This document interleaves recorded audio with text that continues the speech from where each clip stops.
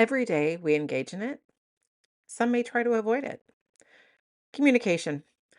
Our way of communicating is shaped by various influences. And while I couldn't call myself a communication expert, I mean, just as my husband, I've noticed some changes in my communication style over the years. I hesitate to say I've grown, as I'm not entirely convinced of that either. Apparently, now I'm very direct, which others have pointed out, but that's not how I perceive myself. I've faced both criticism and awe for my straightforwardness. Criticism seems absurd considering the endless cycle of judgment we experience in our world. Why does our society always default to being mean and trolly? Recently, someone told me that directness reads as impatient. That's a new one. Maybe it reads as just being 54. What other people think of me is none of my business. The origin of this is commonly attributed to Eleanor Roosevelt. However, Bette Midler had a character who said this too. Maybe it was from the movie For the Boys, which I loved, by the way. Such a good movie. When I was younger, I often shied away from communication, as the examples I had growing up were largely toxic. It partly stemmed from the 70s, when the child etiquette was still skewed to speak only when spoken to. The other influences were a bit darker and really not worth going into here. As I've aged, it's become clearer that stereotypically women have not been afforded the same voice as men. As women age, there's a cliche that we have finally found our voice, a sentiment rarely expressed about men. This isn't intended to spur a battle of the sexes, it highlights a misogyny embedded in our thinking. But here's the kicker. When a woman finally finds her voice, she risks being labeled as a Karen, as society attempts to silence any woman with a voice by using derogatory labels to instill fear about standing up for herself.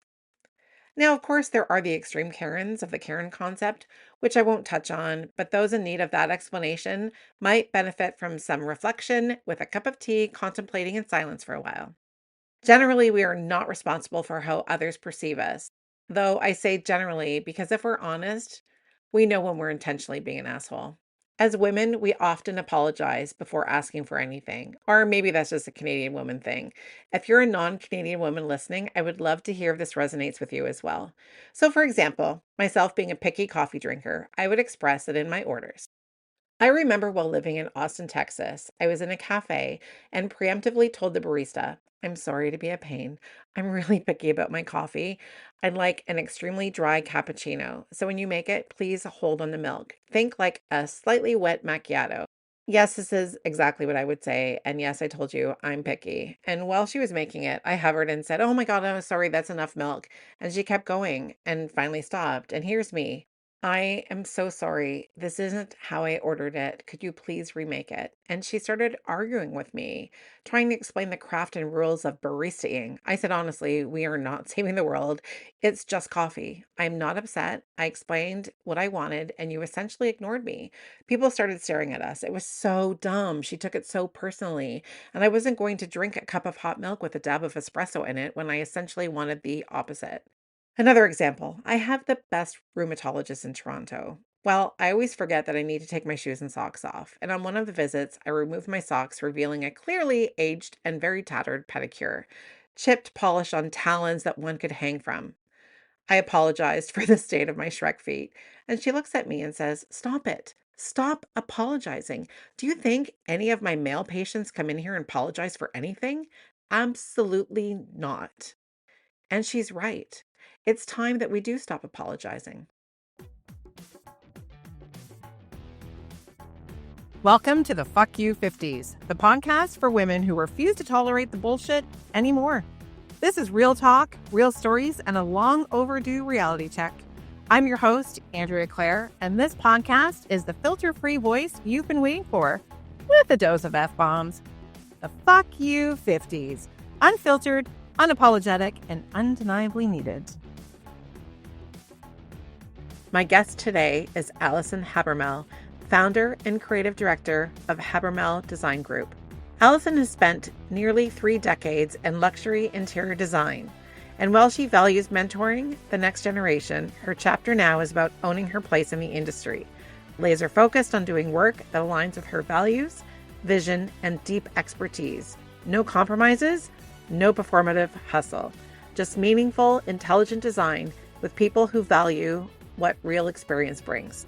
Allison loves to talk about the value of experience and why hiring women over 50 is a strategic move. She offers that we bring depth, clarity, and the kind of problem solving that only comes from years of actually doing the work. She does believe in building teams with a mix of ages. Everyone brings something important, but too often what gets rewarded is youth, filtered perfection, and the fake it till you make it mindset, rather than real know how. Meanwhile, we've already made it. We've built businesses, weathered challenges, and refined our instincts over time. What we offer now isn't theory or guesswork, it's substance, confidence, and results. And it's time we start giving that the credit it deserves. Allison, welcome to the Fuck You 50s. Allison, you got my memo to wear the same nice blue color. Uh-huh. Look at us. I love it. It looks so great. You look fantastic. Thank you. I guess I just want to kind of jump in and just give our listeners like little bit how we met. So it's funny because you're from Kitchener as well, right? Yeah. Are you from originally from Kitchener? Since 86. So, I've been here a long time. I grew up in Kitchener, Waterloo, Cambridge, and then I moved to Toronto. But anyway, Allison and I met on a photo shoot where she was getting portraits done and I was doing her hair and we hit it off. Yeah, exactly. And, we had a lot in common. So we had lots to chat about. Yes, absolutely. So tell me, you're in luxury interior design, right? Which I find so fascinating. It's so glamorous. I have a dark sense of humor. So here we go. Um, Honestly, everybody thinks that what I do for a living is glamorous. yeah. And so the end result is always glamorous. Like you get, well, I guess not everyone can see, but these are some of my portfolio pictures behind me. But yeah, it's like the end result is always glamorous. It's like the behind the scenes, not so. So anyway, go ahead. Yeah, so I am an interior designer and I really do specialize in more the luxury, mid to luxury, I would say, interiors, and mostly in the KW area, but traveled around too for that. I specialize in residential design and boutique type commercial design. So I only take a few of those on. I take on a great project. And how long have you been doing this for? Since 96. So Okay. I've been in the field for quite a while, almost 30 years. Hard to believe. Wow. That's amazing. And have you seen I mean, you must have, this is probably a dumb question, but have you seen kind of like a progression in your style, like from where you've started to now? That's a great question because I don't know if I really have. It's Okay. kind of interesting. I didn't start in design in the conventional way. I started working in community work actually with people without homes and street gangs and that kind of thing. And so I really honed my empathy skills with that. That actually just gave me shivers, like literally. That's fantastic. Yeah, so for me, my design approach has always been empathy, and just really thinking what the client wants. So my design really has just maybe evolved. It's certainly gotten better over the years for sure, but the actual style of it just really reflects my clients. I feel often like when I'm working with like stylists and designers like on like a photo shoot perspective, I find a lot of times they're kind of putting their like a heavy weight on their style for the client, where I feel like often it is about the client. So you need to make sure that like the work that you're doing is not overshadowing them, right? I think so because you leave the house when you're done and the people have to live there. So it has to work. Yeah, absolutely. And so what's your team like? Like what's do you have a big team that you work with? Does it depend on the project or Actually, my work has scaled up. My team has scaled down. And then depending on the project we bring or accept, we bring on collaborators just so we can be experts in all different avenues of design. I have a great team. Like our small little team has been managing and we're doing really well with things that I thought we needed more people for. I think it's just when you get the team that understands each other and how you work, you can get a lot done. yeah. That's that's so true. I find that as well. Like with my industry, it's like you get it consistent with your style, and you know, it's just easier when you know that people know the work, right? There was one thing that you said when I sent you the my pre-interview kind of form, and I really loved what you had said about mentoring and mentoring the next generation. How do you feel about mentoring and the next generation? Okay, there's like I have a love-hate relationship with it. You know, it's just a different generation coming up. Actually, I think they're super savvy and smart, and I think they have a lot of tools to learn quicker than what I had. That's a good point. So I give them that. But there is really nothing like hands-on experience. Like there just isn't. So to me, it's important to teach people that are coming up in the field that, just argue with them a little, actually. I put them on the Yes. spot. They claim something works, and I'll be like, no, I know on paper it works, but in real life it does not. I have this experience. So it's just letting them figure that out too on their own and saying, not, I told you so, but there you But go. I told Like, you so. so, but you can sniff out people pretty quick who are just in it for themselves and just want to fast track their way through.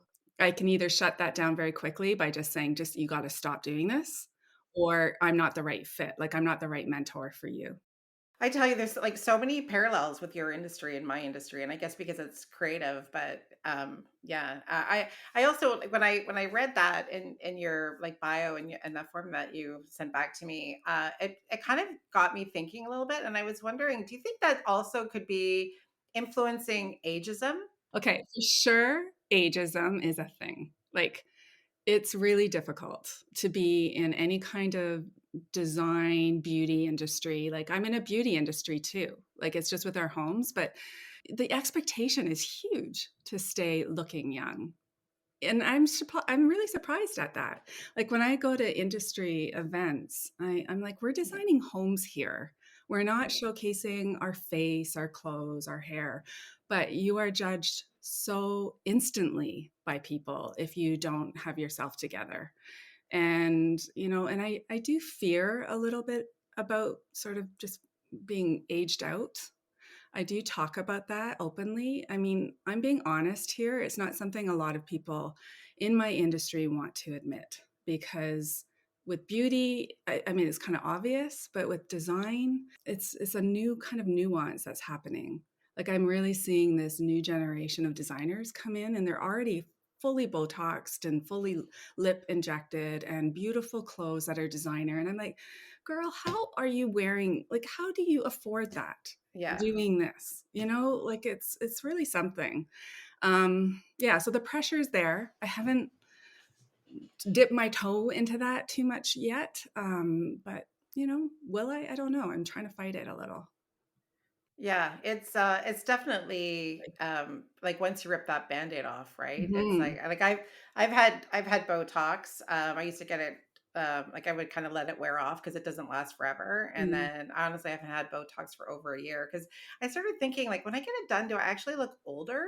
Oh, interesting. Just because of like the way that it like freezes your face. This is such a huge topic for me because it kind of is reflective of everything. So I had to learn how to hand draw and do sketches. Like if I wanted to talk about my skill set, that's what I had to do. Like I had to prove myself that way.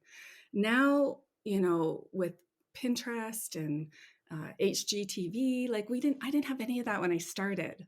So we were still kind of a mystery art form. There's a respect for what we did as an art form.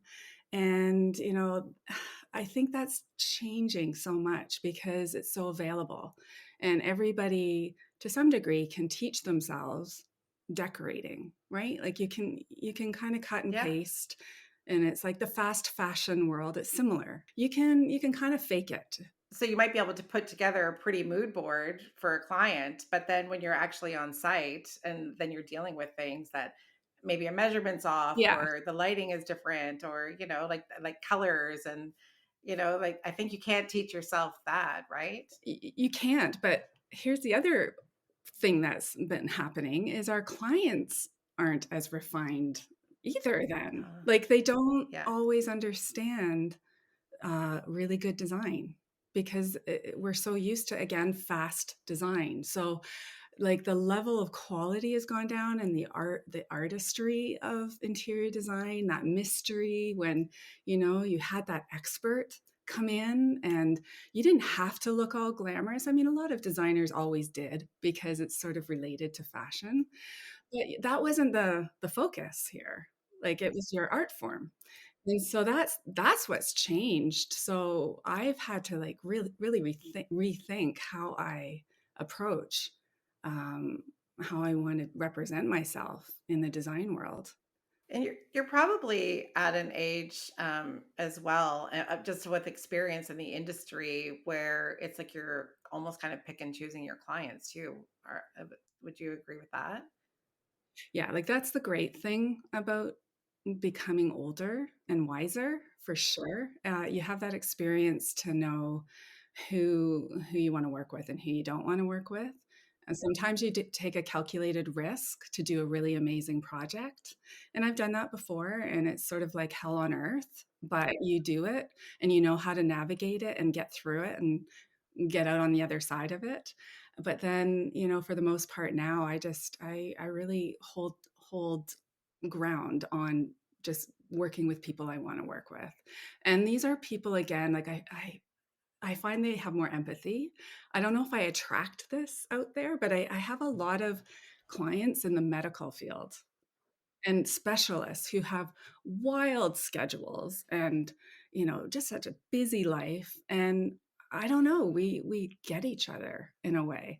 Like I'm really available for them, and I don't mind texting them on a Sunday night. I don't, because we have this really cool relationship. And so that they know this is a skill set that we have. And so when you come across like a challenging client, how do you navigate that? I you know what? I really, again, I look at why they're being challenging, and you kind of get to the core of it pretty quick. At least I do. It's like, ultimately, what do you want here? Like, do you want it to impress your friends? Don't be shy, just tell me that. Like, if that's what you want, that will be our focus.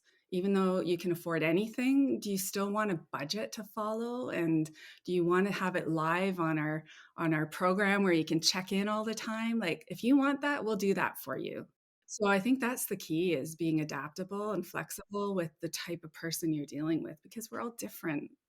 I asked this question too because I had somebody earlier before our chat today called me for some advice, and they're younger than I am, and they're working on a project where they were having some issues where a client was just suddenly like changing from their original concept, and they were saying that they get kind of teary sometimes in these high stress situations. And I don't know about you, but I used to be like that too, where Yeah. and it's like you're trying to have this conversation with somebody, and you're like like trying to kind of fight back tears because like here you are, like you're the hired professional. And I don't know if men go through this. I mean, I can't imagine it. Anyway, my advice to them was think of it as you're the fixer. I was just like, it's not a you thing, it's kind of a they thing. So just be the fixer. And so how do you feel about that? And was there a time in your career where you were also that teary person in conflict? Or maybe it was behind doors. Yeah. I mean, totally I was that person. I really was. But again, because I just take things personally. I do. I mean, that's who I am. I kind of give everything to people. Like when I commit to a project or a friendship, like I'm that loyal friend for you. So that's good and bad, right? So I've had to learn to toughen up. I've had to learn not to take it so personally. And when Yeah. I was approached by someone once doing a huge job for them, and they reamed me out in front of all the trades that were having a lunch break. Like, I know it was an intimidation tactic. Like, I know we were standing in the middle of that room with everyone around us for a reason. Like, he knew I'd be vulnerable, and I got emotional. I'll never forget that day. and he was being so unfair. But yeah, like I started crying, and it was really tough. I'll never forget that. And to that, since that day, I let myself walk out of a room. Like I just let myself never be vulnerable like that in front of someone who's a bully. And so that changed me a lot. And now, you know what? I sleep at night. Well, other than being menopausal, I sleep at night. I don't worry about that Yeah. stuff. I'm the expert. I really have a solid foundation on what I'm talking about. And so it's a great feeling when you get older and you have experience under your belt that you can just stand there and go, "No, actually you're wrong." Like even with trades, like the sexism part is huge in this industry.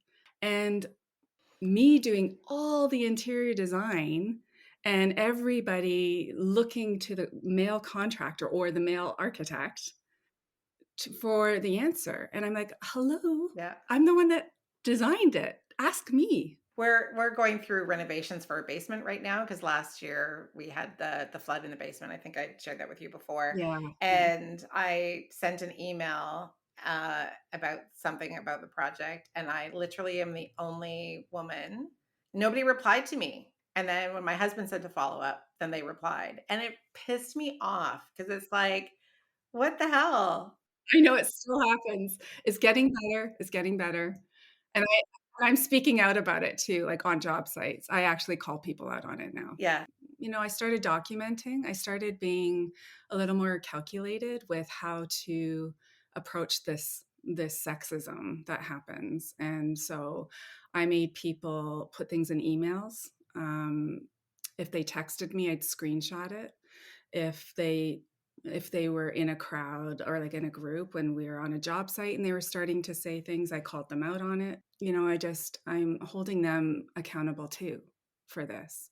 I mean, this is not everybody. Like Yeah, of I've course. been finding the trades and the people that work on equal ground, and it's been lovely. It's just been so wonderful to build that kind of camaraderie. And I ask them, I'll say, "Do you want this really amazing, incredible project here? I'm just doing this now. I'm interviewing contractors." And I said, can you work with strong women? Like my team's strong. My client is super strong woman. You have to be okay with this. Does anybody ever say no? Everyone says they're fine with it. It's the people that go, yeah, but that it's red flags. I really hope it's getting better. I think the more we talk about it, the better it will become, or people will be aware, or, the people that aren't as open minded, let's say, maybe just won't talk as much. Like, just like keep it to themselves. uh, Amazing. Um, but I definitely want to circle back to your to your drumming. Well, for me, there's a few things here that I thought would be kind of fun to touch on. And as we get older, I think sometimes we forget that we can learn new things. So it's really related to other creative industries or things to do and hobbies. And so, I when I turned 50, I learned how to play drums. I thought it would be fun to bring that up. And I also learned how to paddleboard. Both things I had wanted to do for years. Like the stand-up paddleboard? Yes. Yeah, okay. Sorry, I just need to be clear because I don't do stuff like that.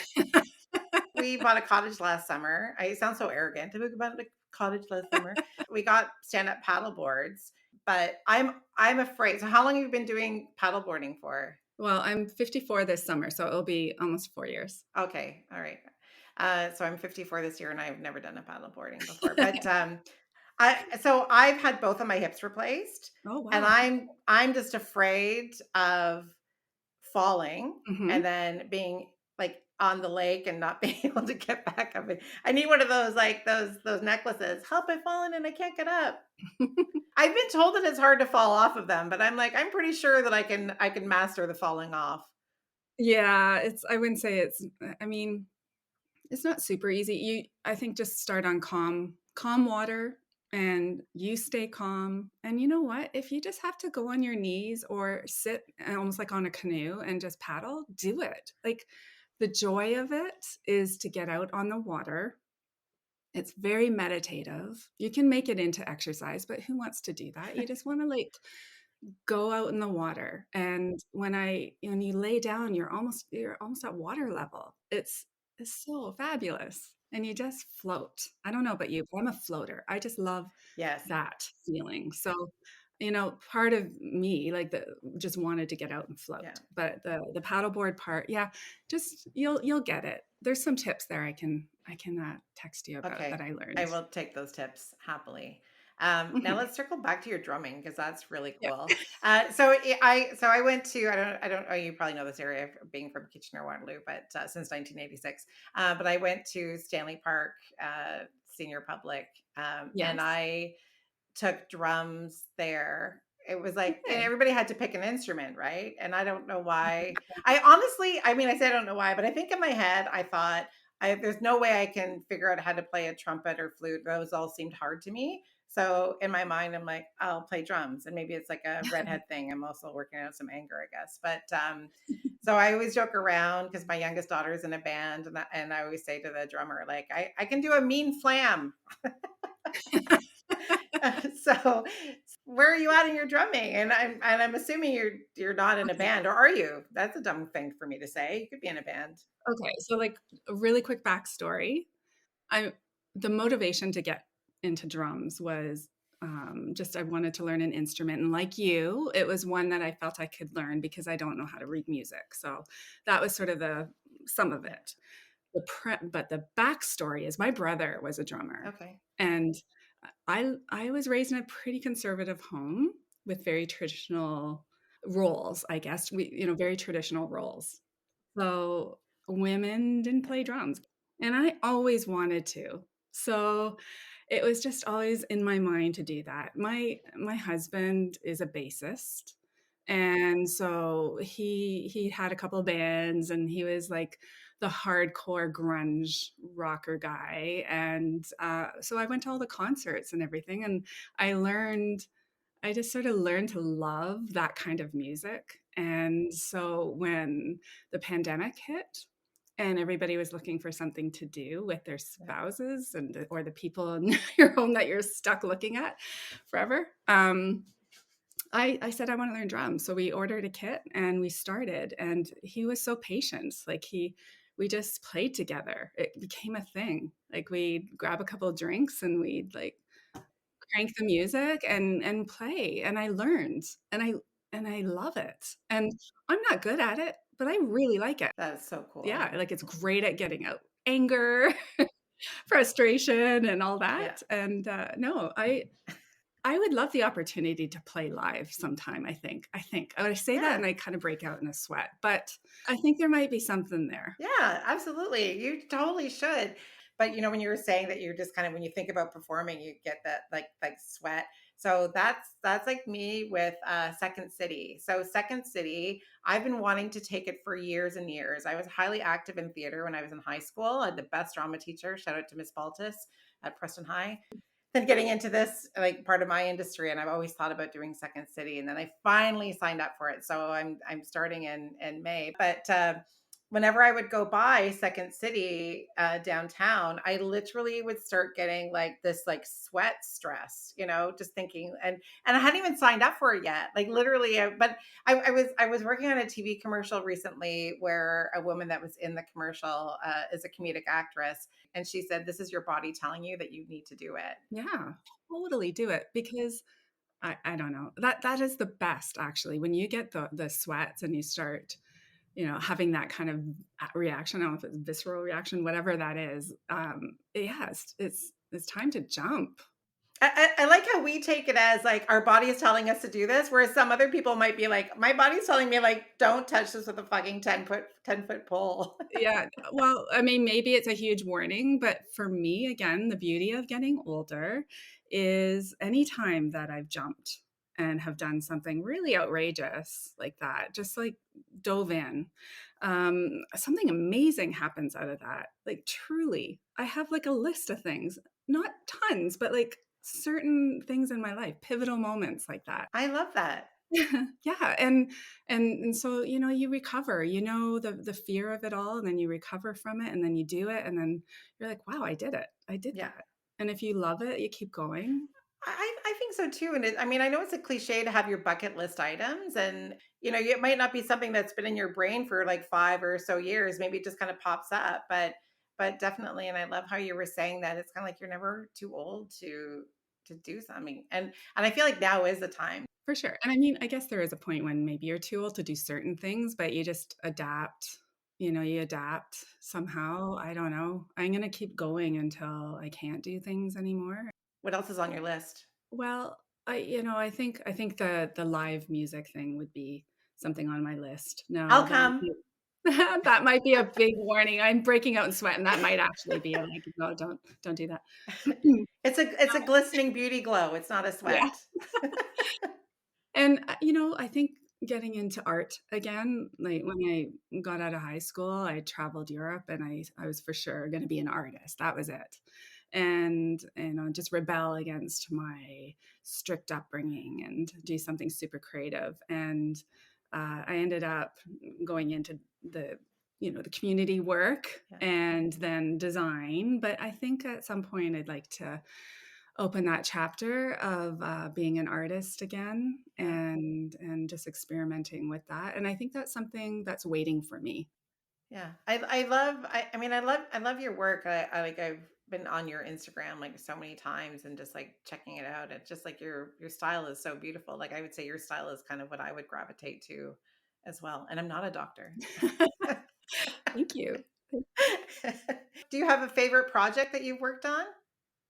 I was thinking about that. I had this opportunity to do a bachelor's place. This is again a doctor, moved from Toronto from a loft, so super contemporary loft, moved to Cambridge, Ontario, bought this suburban house in an area with just little kids running everywhere. And the poor guy was like, wow, what did I do? Right. And so when he hired me, we just took a very unconventional approach to his house. We changed rooms that didn't make sense for him. And, like for instance, in his dining room, we wiped out the dining room and made it into a lounge, like a wine lounge. Because on top of being like this major medical specialist, he was becoming a sommelier. Oh wow. We catered to that, Yeah.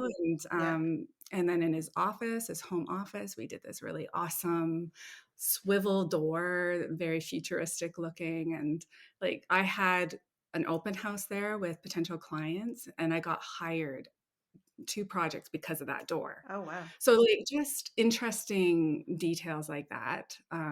He was great to work with, and, I would say, the lesson there, if I'm gonna give a lesson on Yes. anything about design, is that don't be afraid to design for who you are and what you really, really want. And don't worry about reselling your house. Like everybody says, if I do this, it won't be sellable. Oh my God. I need to highlight this portion and my husband needs to listen to this over and over and over again. Yes. He'll come out of his office as he's listening to it and shake his head at me. I know. What's his name? His name is Jeff. Jeff. Don't worry about reselling. And I'll tell you why. Here is why you don't have to worry about decorating for yourself and reselling your house later. It's because first of all, you love your house when you're living in it. And if you do go to sell, like my client did, this was not his forever home. He's back in Toronto in his like loft area again, is because his house sold for higher, like record price. The wallpaper was wild in that place, 2 stories, not easy to replace. So it wasn't for everyone, right? Like someone would walk in and probably go, "Oh my, this is like way too much." But someone walked in and said, "I love this house so much," and they just had to have it. And so they bought it. And so there's a buyer out there for that. I that's kind of like my thought process too. It's like some of the kind of far-fetched ideas that I might have, like there are going to be people out there that like it as well. Like with our basement renovations, we have like one, like a little theater corner where it's like a cinema screen. Mm. I sound so obnoxious, but A cottage, a cinema screen. Man, you've made it, girl. So I wanted to paint the walls red, and he wasn't like sure about it. And then someone else kind of came in to give a perspective, and then they added, "Oh, you should also paint the ceiling black. So do the walls red." And it's only going to be in where the cinema screen is. It's not the entire basement. And I was surprised that he went for it. Yeah. So shout out to Jeff for finally agreeing Well to done, something Jeff. far fetched that I Well want to done. do. Ah, so before we wrap up, Allison, I saw on your website that you have a charity initiative. Can you talk about that? It looks really interesting. Yeah, it's called Designing Back, and during the pandemic, I launched it. I had employees that needed to do some creative work, but everything was locked down and work was not there. So we were able to design people's homes virtually in exchange that they would donate to a charity of their choosing. And then when the world opened up, I gathered a team of creatives, and they were all interviewed, of fashion stylists, musicians, etc., artists. And we would meet and collaborate and help people and other organizations that might need like a bit of a boost. So we used our creative skills, and we would either raise money, like have a concert or whatever, and give back to that charity. So we kind of swoop in and help people and swoop out and go on to the next. And it's really intended for creative people because we just think differently. We think outside the box. And there's so many different charities and initiatives out there that need help. And so that's sort of where it began. Honestly, I really think this is fantastic. And if at any point in time you're working on a project where you could use a hair and makeup artist, I'm in. Oh, great. I would love that. Done. Wow, this has been such a great conversation, and I could keep going on forever. Is there anything else that you want to kind of like throw in, or I love your self-reflective kind of statement that you made, that it's like, I'm here, this is where I belong. That was in the notes that you sent me. Anything from an inner monologue that you might want to share? Well, I think that women in general are overlooked a lot. And I think we do have to work twice as hard at things. And I know people say that's changing, but in the political kind of world we're living in right now, it feels like we're stepping backwards. And I think it's all the more reason to claim your spot and your place in your career, especially. And when I say I belong, or I feel like I belong now with what I'm doing, it's really about the confidence. It's when I can say no to a client. It's when I can ask for more money because I want to be paid fair. I want to, I'm not doing this for free. And just feeling like I can talk that way, that feels to me like I've made it. I do think that there's a place for excelling and not being afraid to excel. And I think there's a place to give back as well. I think our world needs more love and patience, and not be so polarized too. And I learned that those were my early lessons in my community work. And I think the empathy that comes out when you learn how to communicate with all kinds of people and get your point across. Some are loud and some are quiet. I'm the quiet one. I'm the introvert. I have girlfriends. Hey, both of them are redhead, who are the loud, outspoken. They're the front line. If we're going to war, they're the frontline people. Like, Yeah, I'll take care of you, people. yeah. Let me go at it. And I love that. I'm the one in the back, negotiating quietly, being nice to the bad guys so that they give us some bread. It's so funny for me.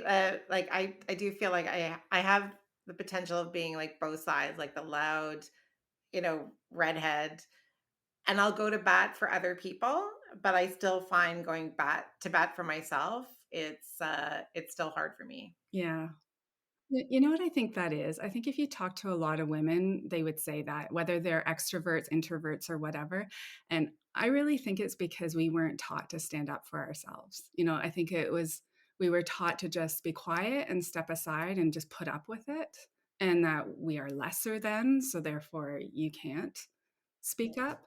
And so I really do think there's an element of that coming from and all women to some degree. And so I hope that's changing. Yeah, I feel it. I feel it's changing for sure, but I agree with what you said earlier. Like it's there, we can see a change, but I think it's happening a bit too slow. And I mean, maybe with more kind of conversations like this that people have, and like you were saying, like you stand up, when you're on a job site or something, you don't tolerate that Mhm. anymore. And I just think, just kind of like what I say about the with this podcast, like women that are like fed up and don't want to tolerate the bullshit anymore, which is a great note to end on. Okay, I'm for that. Well, thank you so much for your time, Alison. It was such a great conversation. It was so nice to see you again. And I hope that we reconnect again in person for sure. Maybe it'll be at one of your drumming concerts. Maybe I'll let you know. Thanks for tuning in to the Fuck You 50s. If you enjoyed this episode, please take a moment to follow and rate the podcast. And we'd love to connect with you on Instagram, so be sure to follow us at the Fuck You 50s. The Fuck You 50s is hosted by Andrea Claire and edited and produced by Bespoke Productions Hub. See you next time.